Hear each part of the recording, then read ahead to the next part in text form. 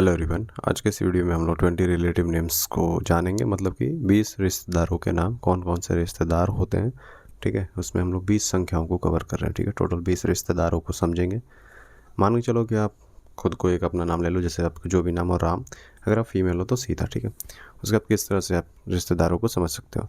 जैसे सबसे पहले ही मतलब कि रिश्ता आता है वो जो होता है फादर। ये ऑर्डर वाइज नहीं है कि सबसे पहले कौन सबसे बाद कौन। ठीक है, ताकि ये इस तरह से लिखा गया ताकि आप चीज़ों को समझते जाओ। ठीक है, पहला होता है फादर, जिसे कि हम लोग हिंदी में पिता बोलते हैं। ठीक है, दूसरा आ जाता है मदर, जिसे कि माता या फिर हम लोग माँ बोलते हैं। ठीक है, तीसरा आ जाता है ब्रदर, जिसे कि हम लोग भाई बोलते हैं।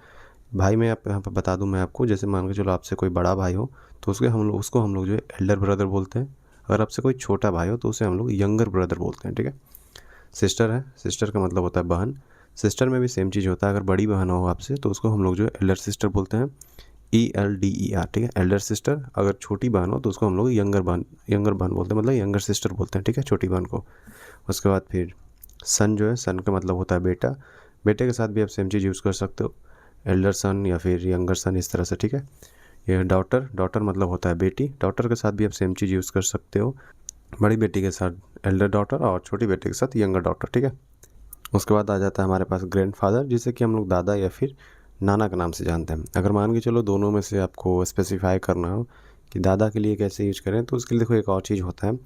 जैसे दादा जो है मतलब कि पापा के साइड के जो भी रिश्तेदार होते हैं उसमें हम लोग पैटर्नल यूज करते हैं। ठीक है, तो आप बोल सकते हो पैटर्नल ग्रैंडफादर, ताकि लोग समझ पाएँ कि आप दादा की बात कर रहे हो। और नाना के लिए अगर आपको मतलब कि हाईलाइट करना है तो आप सिंपली बोल सकते हो मैटरनल। जैसे मामा होते हैं, ठीक है, तो मामा में हम लोग क्या बोलते हैं, अंकल बोलते हैं। मामा के साथ साथ हम लोग जो है चाचा के लिए भी सेम अंकल ही यूज करते हैं, इसीलिए मैटरनल और पैटर्नल होता है। मम्मी के साइड वाले रिश्तेदारों को हम लोग मैटरनल बोलते हैं। किसी भी रिश्ते के आगे हम लोग जो है मैटरनल लगाते हैं, और पापा के साइड वाले जो रिश्ते होते हैं उसमें हम लोग जो है पैटर्नल लगाते हैं। ठीक है, मम्मी के साइड वाले रिश्तेदारों से नामों के पहले हम लोग जो है मैटरनल, और पापा के रिश्तेदारों के नामों से पहले हम लोग जो है पैटर्नल लगाते हैं। पैटर्नल और मैटरनल समझ में आ गया। हम जैसे ग्रैंड मदर है, ठीक है, ग्रैंड मदर के मतलब दोनों चीज़ें हो सकती हैं, दादी या फिर नानी। अगर आप अपनी नानी के बारे में बोल रहे हो तो आप बोल सकते हो मैटरनल ग्रैंड मदर। ठीक है, अगर दादी के बारे में बोल रहे हो तो आप बोल सकते हो पैटर्नल ग्रैंड मदर। अब जैसे आगे अगला जो है वो अंकल, अंकल मतलब चाचा और मामा, इनके लिए भी हो सकता है। ठीक है, साथ ही साथ जैसे कि फूफा या फिर मौसा, इनके लिए भी हो सकता है। तो चाचा जो होते हैं वो पापा के साइड के होते हैं, तो इसमें हम लोग पैटर्नल अंकल बोल सकते हैं।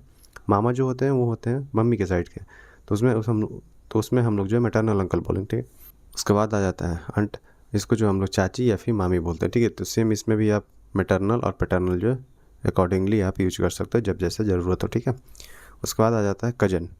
कजन हो गया, कजन में जैसे कि चचेरा भाई या फिर ममेरा भाई या फिर बहन, दोनों हो सकते हैं। ठीक है, कजन में तो अब इसमें हम लोग करते क्या है कि जैसे चचेरा भाई हो तो कज़न ब्रदर बोलते हैं। अगर चचेरी बहन हो तो उसमें हम लोग कज़न सिस्टर बोलते हैं। सेम जो है ममेरे भाई या फिर ममेरी बहन के लिए होता है। ठीक है, कज़न में सारी चीज़ें आ जाती हैं। उसके बाद आ जाता है नेफ्यू, जिसे कि हम लोग भतीजा और भांजा भी बोलते हैं। ठीक है, जब भांजा हो तो उसमें नेफ्यू, या फिर भतीजा हो तो उसमें हम लोग जो है नेफ्यू बोलते हैं। ठीक है, भांजा जो हम लोग बोलते हैं वो मान के चलो कि आपकी जो बहन है उसका जो संतान है, ठीक है, उनकी जो संतान है उसको हम लोग जो है भांजा बोलते हैं।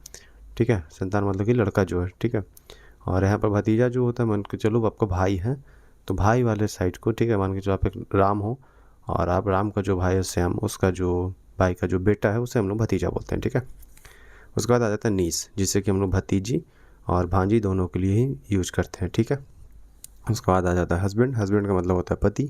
उसके बाद आ जाता है वाइफ, वाइफ मतलब कि पत्नी। ठीक है, उसके बाद है father in law, father in law मतलब कि ससुर। उसके बाद नेक्स्ट है हमारे पास मदर इन लॉ, मतलब कि सास। ठीक है, सासू माँ।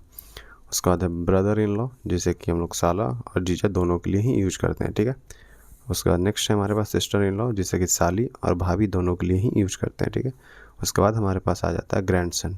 ठीक है, जो कि होता है, जिसका मतलब होता है पोता या फिर नाती। नाती जो है ये नाना यूज करते हैं। ठीक है, और ये पोता जो है वो दादा के लिए होता है। ठीक है, वही मतलब कि मैटरनल साइड वाले के लिए, ये पैटर्नल साइड वाले के लिए। क्लियर है? तो आज के इस वीडियो में इतना ही। आई होप कि आपको समझ में आ गया होगा 20 रिलेटिव नेम्स, कौन कौन से 20 रिश्ते होते हैं किसी भी एक इंसान का, लड़का या फिर लड़की का। ठीक है, सो अगर वीडियो पसंद आया please do like. So thank you so much for your time, have a good day.